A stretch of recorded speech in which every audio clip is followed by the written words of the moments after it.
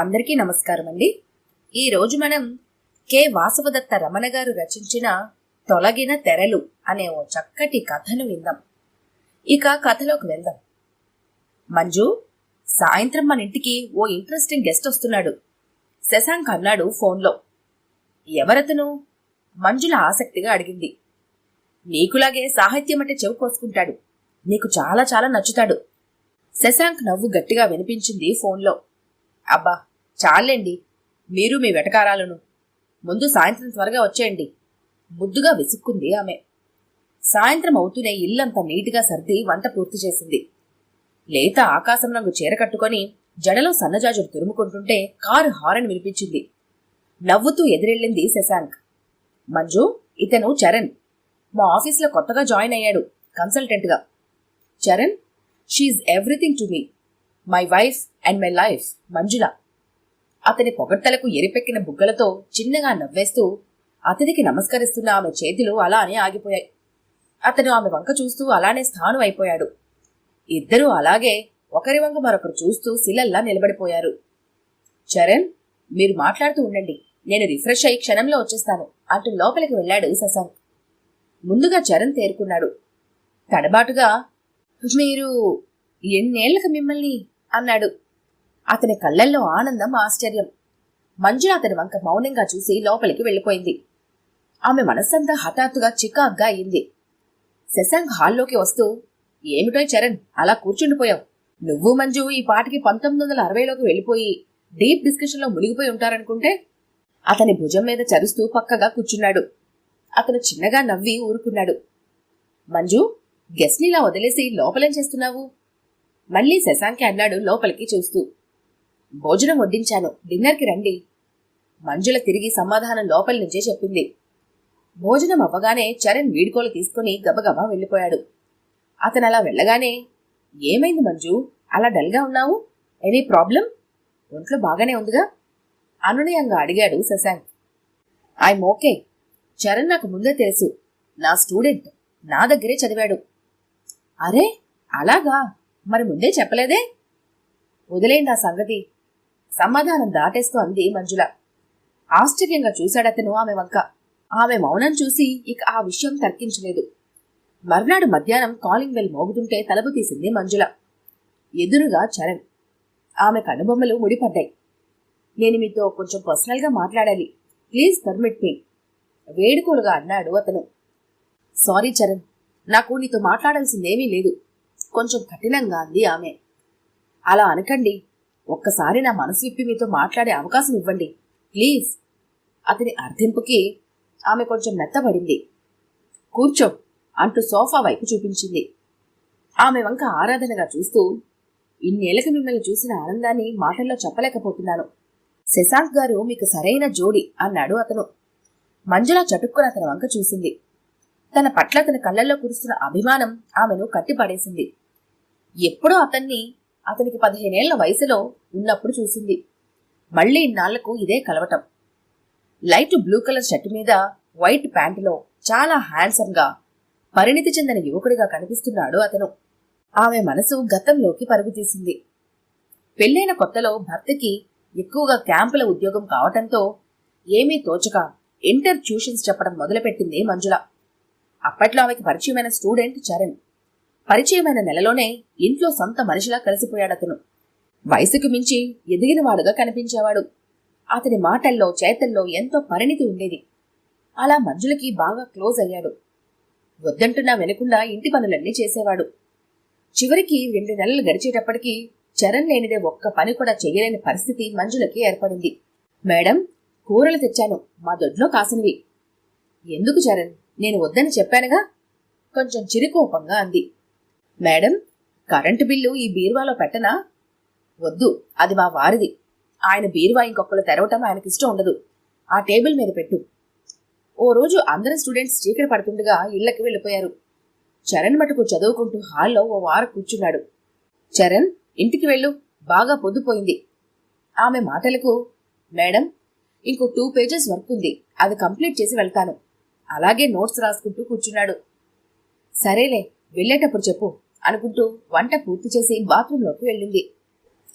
బాత్రూంలోంచి బెడ్రూంలోకి వస్తుంటే ఎదురుగా బీరువా తలుపులు మూస్తూ చరణ్. చీస్టురాలైంది మంజుల. ఒక సెకండు ఆమె కళ్ళను ఆమె నమ్మలేకపోయింది. మరుక్షణంలో తేరుకొని చరణ్ గర్జించింది ఆమె కంఠం. ఏం చేస్తున్నావిక్కడ? అబ్బే ఏం లేదండి, ఏదో దాస్తున్నట్టు కంగారు పడుతూ అన్నాడు. నోర్ముయ్, అబద్ధాలాడుకు. చెప్పు, అసలే ఉద్దేశంతో లోపలికొచ్చావు? బీరువా ఎందుకు తీశావు? మంజుల కళ్ళు నిప్పులు కురిపించాయి. నేనేం చెప్పలేను, ఏమీ లేదు. వడివడిగా ఆమె పక్క నుంచి పరిగెడుతూ తలుపు దగ్గరికి వేసేసి వెళ్ళిపోయాడతను. కోపంతో వణికిపోతూ హాల్లోకి వచ్చింది. హాల్ అంతా నిర్మానుష్యంగా ఉంది. ఆమె గుండె ఒక్కసారిగా జల్లుమంది.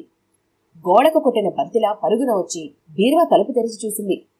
డబ్బు, బంగారం అన్నీ పెట్టిన చోటే ఉన్నాయి. అమ్మయ్యా అనుకుంటూ ఊపిరి పీల్చుకుంది. మరెందుకతను రహస్యంగా లోపలికొచ్చాడు? తనను ఏమైనా చేయడానికి వచ్చాడా? ఆ ఊహే ఆమె మనసును ముక్కలు ముక్కలు చేసేసింది. చరణ్ చిన్నపిల్లాడు, అలాంటివాడు కాదు. తను చాలా తప్పుగా ఆలోచిస్తోంది. తనకి తాను ఎంత సర్ది చెప్పుకున్నా ఆమె మనసు స్థిమితపడలేదు. ఆయన రాగానే ముందు విషయం చెప్పాలి అనుకుంది స్థిరంగా. మళ్ళీ వద్దు, అనవసర రభస. ఏది ఏమైనా రేపటి నుంచి అతన్ని తన ఇంట్లోకి మళ్ళీ అడుగుపెట్టనివ్వకూడదు నిశ్చయంగా అనుకుంది. కాని మర్నాడే కాదు, మళ్ళీ ఎప్పుడు అతను ఆమె కంటపడలేదు. అసలేమైపోయాడో కూడా తెలియలేదు. ఆ రోజు అలా ఎందుకు చేశాడో ఎన్నిసార్లు ఆలోచించినా ఆమెకు చిక్కు ప్రశ్నగానే మిగిలిపోయింది. మళ్లీ ఇన్నేళ్లకు అతన్ని తిరిగి చూడటం ఇదే. శశాంక్ ఆఫీస్ కొలీగ్గా. గతం నుంచి తేరుకుంటూ, చరణ్ నిజం చెప్పు, ఆ రోజు ఎందుకు నా బెడ్రూంలోకి వచ్చావు? మళ్ళీ ఎందుకు పారిపోయావు? ఇన్నాళ్ళు ఎందుకు కనబడకుండా ఉన్నావు? చెప్పు, మంజుల ఆవేశంగా అంది. చిన్నతనం కొద్దీ తెలియక పొరపాటు చేశాను, లేదా తప్పు చేశాను, నన్ను క్షమించండి అంటాడు అనుకుంది. కాని అతను అలా అనలేదు. చెప్పు చరణ్, రెట్టించింది ఆమె. చరణ్, నువ్వు ఏదో దాస్తున్నావు. అప్పటి సంఘటన వెనుక ఏదో బలమైన కారణం ఉంది. నిజం చెప్పు, ఆ రోజు ఏం జరిగింది? ఆమె కళ్ళు అతన్ని శోధిస్తున్నట్టుగా చూశాయి. మా అక్క పేరు శాంత. మా ఇద్దరికీ 10 ఏళ్లు పైగా తేడా ఉంది. నీకులాగే నన్నెంతో ప్రేమగా, అభిమానంగా చూసుకునేది. తను కల్లాకపటం తెలియని అమాయకురాలు. తెల్లనివన్నీ పాలని నమ్మే రకం. మనుష్యుల స్వార్థం ఉంటుందని, అది తననే బలి తీసుకుంటుందని ఆమె ఊహించలేకపోయింది. ఆ స్వార్థం పేరు రమణారావు. అతని వల్ల పడ్డ మా అక్క అతన్ని పూర్తిగా నమ్మింది. పెళ్లి చేసుకుంటాడని ఆశపడింది. ఉత్తరాలు రాసింది. మా అమ్మ వాళ్ళకి తెలియకుండా అతనికి చాలా దగ్గరైంది. ఫోటోలు తీయించుకుంది. కానీ చివరికి ఆ నీచుడు హఠాత్తుగా వేరే డబ్బున్న అమ్మాయిని పెళ్లి చేసుకుని మా అక్కని మోసం చేశాడు. అది తట్టుకోలేక మా అక్క ఆత్మహత్య ప్రయత్నం చేసింది. కాని మా అదృష్టం కొద్దీ బతికి బయటపడింది. జరిగిన అవమానానికి నలుగురిలో తలెత్తుకోలేక మేం చివరికి ఇల్లు ఖాళీ చేసి మా ఊరు వెళ్ళిపోయాం. అమ్మా నాన్నలు కూడా అక్క బాగుంటే అదే 10,000 అనుకొని తనను కాపాడారు, కంటికి రెప్పలా కడుపులో పెట్టుకుని. అక్క నెమ్మదిగా మామూలు మనిషి అయింది. నేను ఇంటర్లోకి వచ్చాను. మా ఊరు నుంచి టౌన్కి అప్ అండ్ డౌన్ చేస్తున్నాను. మా అక్కకు మంచి సంబంధం వచ్చింది. ఆఖరికి మా అక్కని ఒప్పించి అమ్మ వాళ్ళ సంబంధం ఖాయం చేసుకుని పెళ్లి మా ఇంట్లో పండుగ వాతావరణం ఏర్పడింది. అక్కకి పెళ్లి కుదరటంతో అందరం చాలా సంతోషంగా ఉన్నాం. చాలా కాలం తర్వాత మా జీవితాల్లో ఉన్న స్తబ్దత తొలగి ఇన్నాళ్లకి వెలుగురేఖలు తొంగి చూసింది అనిపించింది. ఓ నెల రోజులకి, అక్క ఏమైంది? నిన్నటి నుంచి చాలా దిగులుగా ఉన్నావు ఆందోళనగా అడిగాను. ఏమీ లేదురా. అక్క కళ్ళల్లో సన్నటి నీటి తెర. అక్క నిజం చెప్పు, ఏమైంది? ఆదుర్దాగా అన్నాను. చరణ్ అంటూ అక్క నన్ను పట్టుకుని భోరుమని ఏడ్చింది. నేను బ్రతిమాలి పట్టుబడితే అప్పుడు నోరు విప్పింది. ఆ దుర్మార్గుడు రమణారావు మళ్లీ కలిశాడని. నువ్వు రాసిన ప్రేమలేఖలు, ఫోటోలు అన్నీ నా దగ్గరే ఉన్నాయి. నా కోరిక కనుక ఒకసారి నువ్వు తీరిస్తే అవన్నీ నీకు తిరిగిచ్చేస్తాను. లేదా ఆ ఉత్తరాలన్నీ నీ కాబోయే మొగుడికి నేను కానుకగా పంపుతాను.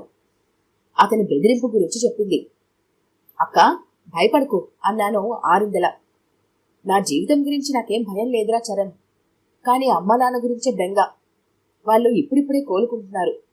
తీరా ఇప్పుడే పెళ్లి పెటాకులైతే వాళ్ళింక తట్టుకోలేరురా. నాలాంటి దాన్ని కన్నందుకు వాళ్ళ జీవితాంతం కుల్లి కుల్లి ఏడవలసిందేనా? వెక్కి వెక్కి ఏడుస్తూ అంది. నా మనసు కరిగిపోయింది. అక్క బాధపడకు, ఏదో ఒకటి చేద్దాంలే. ఆ రమణరావుకు కొంచెం టైం ఇమ్మని అడుగు. అక్క నేను చెప్పినట్టే చేసింది. ఆవేశంలో అన్నానే కాని నిజానికి అక్కకి విషయంలో నేనేం సాయం చేయగలనో నాకే తెలీదు. అసలు ముందు అతన్ని చంపేయాలి అనుకున్నాను. కాని అమ్మా, నాన్న, అక్క అందరూ గుర్తుకొచ్చారు. తప్పు, అలా చేయకూడదు. అక్క సమస్యకి అది పరిష్కారం కాదు. ఏం చేయాలి? ఆ ప్రేమ లెక్కల్ని బయటపడకుండా అతన్ని ఎలా ఆపాలి? అదే ఆలోచన నన్ను రేయింపవళ్ళు తినేసింది. అక్క, అతను ఎక్కడుంటాడు అడిగాను. మునుపు 4వ వీధిలో ఉండేవాడు. పెళ్ళయ్యాక 3వ వీధిలోకి నాయుడు గారింట్లో 2వ అంతస్తులో కాపురం అంది. అక్క వంక ఆశ్చర్యంగా చూస్తూ, ఎక్కడా? మళ్లీ రెట్టించాను. అడ్రస్ నిజం. అక్క చెప్పిన అడ్రస్కు నా మనసులో ఆనందం తన్నుకొచ్చింది. దేవుడున్నాడు అనిపించింది. అక్క, అతను పెళ్లి చేసుకున్నది వేరే ఎవరినో కాదు. నేను సాయంత్రం ట్యూషన్కి వెళ్తున్నానే, ఆ లెక్చరర్నే. హఠాత్తుగా మీ ముఖం నా ముందు కదలాడగానే ఎందుకో బాధతో నా మనసు ఊగిసలాడింది. అంతే, ఇంట్లో ట్యూషన్ పేరుతో మీ అభిమానాన్ని సంపాదించి అతను తన బీరువాలో రహస్యంగా దాచుకున్న ప్రేమలేఖల్ని దొంగలించి పారిపోతూ మీ కంటపడి మీ మనసులో నీచాతి నీచంగా మిగిలిపోయాను. చరణ్ చెప్పడం ఆపాడు. అప్పటి వరకు ఎంతో శ్రద్ధగా చరణ్ చెబుతున్నది కథలా వింటున్న మంజులకి ఆఖరి మాటలు ఉలిక్కి పడేలా చేశాయి. పక్కలో బాంబు పేలినట్టుగా అదిరిపోయింది. చరణ్ అంటే మీ అక్కని మోసం చేసింది? అవును, అతనే. చరణ్ ఆవేదనగా అన్నాడు. చరణ్ ఓదార్పుగా అతని భుజం మీద చేయి వేసింది. మీరంటే పిచ్చి అభిమానం నాకు. అయ్యో, ఇంత మంచి వ్యక్తికి అలాంటి దుర్మార్గుడు భర్త. అలాగని నిజం చెబితే మీ కాపురంలో చుచ్చుపుట్టిన వాడినవుతాను. అప్పుడు ఎంతగా సంఘర్షణ అనుభవించానో మీకు తెలియదు. అందుకే మీ జీవితాల నుంచి నేను అందనంత దూరంగా వెళ్లిపోయి మీ దృష్టిలో అపరాధిగా మిగిలిపోయాను. గద్గదిగంగా అన్నాడతను. చరణ్, ఆమె గొంతు వణికింది. ఎంత పొరపాటుగా నిన్ను ఊహించుకున్నాను. నన్ను క్షమించు చరణ్. అంత మాట అనకండి మేడం. అక్కకి పెళ్ళై పిల్లా పాపంతా సుఖంగా ఉంది. మీరు హ్యాపీగా ఉన్నారు, నాకంతే చాలు. మీకు శశాంక్ గారి భార్యగా ఈ విషయాలన్నీ చెప్పాను. అదే మీరు రమణారావు గారి భార్యగా ఉండి ఉంటే మటుకు ఈ నిజాన్ని ఎప్పటికీ బయట పెట్టేవాణ్ణి కాను. మీ ముందు జీవితాంతం దోషిలా మిగిలిపోవడానికి ఇష్టపడేవాణ్ణి. నాలోని ఆ నిజం సమాధి అయిపోయేది. చరణ్, కళ్లతో చూసిందే నిజమంటారు. కానీ కంటికి కనిపించిన నిజం కాని రుజువును ఇన్నేళ్ల తర్వాత తెలుసుకున్నాను. ఆర్ద్రంగా అంది ఆమె గతాన్ని జ్ఞాపకం చేసుకుంటూ. చరణ్, రమణారావుతో నాకు పెళ్ళైనప్పటి నుంచి అతని ప్రవర్తన చాలా తేడాగా ఉండేది. చాలా సులువుగా అబద్ధాలాడేవాడు. చెడు తిరుగుళ్ళు తిరిగేవాడు. అతనిలో 2 మనుషులు ఉండేవాళ్లు. అయినా సరే అతని విరుద్ధ ప్రవర్తన మార్చడానికి, కాపురం సవ్యంగా నడపడానికి నేను చాలా ప్రయత్నం చేశాను. ఆఖరికి నా మనసు చంపుకొని అతనికి అనుగుణంగా మారడానికి సిద్ధపడ్డాను. కానీ రాను రాను అతనిలో శాడిస్టుని భరించలేకపోయాను. చివరికి విడాకులు తీసుకోవటం నాకు తప్పలేదు. భారంగా అంది మంజుల. ఆ దుర్మార్గుడు ఇప్పుడు ఎక్కడున్నాడు? చరణ్ కోపంగా అన్నాడు. ఎయిడ్స్ రీహాబిలిటేషన్ సెంటర్లో ఉన్నాడు. నిర్లిప్తంగా అంది. షాక్ తిన్నాడు అతను. నిజమా? అతనికి ఎయిడ్స్ సోకిందా? ఆశ్చర్యంగా అన్నాడు. అవును. ఇప్పుడు అతన్ని చూస్తే నాకు చాలా జాలనిపిస్తుంది. మరి మీ ఆరోగ్యం? ఆందోళనగా అడిగాడు. అదృష్టవశాత్తు మేం విడిపోయాక అతనికి ఎయిడ్స్ సోకింది. ఇప్పుడు అతని పాపం చివరి స్టేజ్లో ఉన్నాడు. మిమ్మల్ని ఇంతగా వేధించి బాధించినా కూడానా? చిత్రంగా ఆమె వంక చూశాడు. ఇంకా అతని మీద జాలి పడుతున్నారా మేడం? పాపం, అతనికేం మిగిలింది చెప్పిప్పుడు? యవ్వనపు హోరులో కన్ను మిన్ను ఎరక్క తిరిగిన చెడుతిరుగుల ఫలితం ఒక జీవితం. అది తెలుసుకునేలోపు ఆ దీపం మారిపోతుంది. ఆ దీపం మారిపోవడానికే కాక తన చుట్టూ ఉన్నవారికి కూడా అంటించి వాళ్ళని దిక్కులేని వాళ్ళని చేయడమే కాకుండా బతికి ఉన్న జీవోత్సవాలుగా మారుస్తోంది. అంతటి మహమ్మారి ఆ ఎయిడ్స్ రోగం. అనుభవం మీద కానీ ఏ మనిషికి తెలిసిరాదు. ఏం చేస్తాం? శశాంక్ నేను అప్పుడప్పుడు హాస్పిటల్కి వెళ్లి చూసొస్తూ ఉంటాం అంది నిట్టూరుస్తూ. హిమాలయాలంత ఔన్నత్యం ఉన్న ఆమె వ్యక్తిత్వం అతన్ని అబ్బురపరిచింది. మరి శశాంక్ ఎలా పరిచయమయ్యారు? ఆసక్తిగా ముందుకు వంగుతూ అడిగాడు చరణ్. శశాంక్ నాకు దేవుడిచ్చిన అదృష్టం. అందుకే అంటారు చూడు, దేవుడు ఒక దోవ మూసినా ఇంకో దోవ తెరుస్తాడని. శశాంక్ రూపంలో మరో జీవితాన్ని ఆ దేవుడు నాకు ప్రసాదించాడు. అతనే నా జీవితంలోకి రాకపోయి ఉంటే కనుక డిప్రెషన్ తట్టుకోలేక నేనేమైపోయేదాన్నో చివరికి. విడాకులు తీసుకున్నాక నా మైండ్ డైవర్షన్ కోసం మా నాన్నగారు యూనివర్సిటీలో PhD కోసం చేర్పించారు. అక్కడికి అప్పుడప్పుడు అతను పర్సనాలిటీ డెవలప్మెంట్ క్లాసులు ఇవ్వడానికి వస్తుండేవాడు. అలా అతనితో మొదలైన పరిచయం ఇవాళ నన్ను ఓ మనిషిగా నిలబెట్టి నాకు మరో జన్మనిచ్చింది. ఉద్వేగంగా అంది మంజుల. దేవుడు ఎప్పుడు మంచివాళ్లకు అన్యాయం చేయడండి, చరణ్ ఆనందంగా అన్నాడు. కరెక్ట్. అందుకే మంజుల నా భార్య కావడం వల్ల నేను చాలా లక్కీ ఫెలో అయ్యాను. శశాంక్ అప్పుడే లోపలికి వస్తూ అన్నాడు. అబ్బా శశాంక్, మీరు మరేను. గబగబా లేచి అతనికి చిరునవ్వుతో ఎదురు వెళ్ళింది మంజుల. ఆమె భుజం మీద చేయివేసి అపురూపంగా లోపలికి తీసుకొచ్చాడు శశాంక్. కన్నుల పండుగగా ఉన్న వాళ్ల జంటను చూసి ఆనందంతో పొంగిపోయాడు చరణ్ తేలికైన మనసుతో. ఈ కథ గనుక మీకు నచ్చినట్లయితే లైక్ చేయండి, షేర్ చేయండి. మరిన్ని ఇంట్రెస్టింగ్ కథల కోసం మా ఛానల్ని తప్పకుండా సబ్స్క్రైబ్ చేసుకోండి.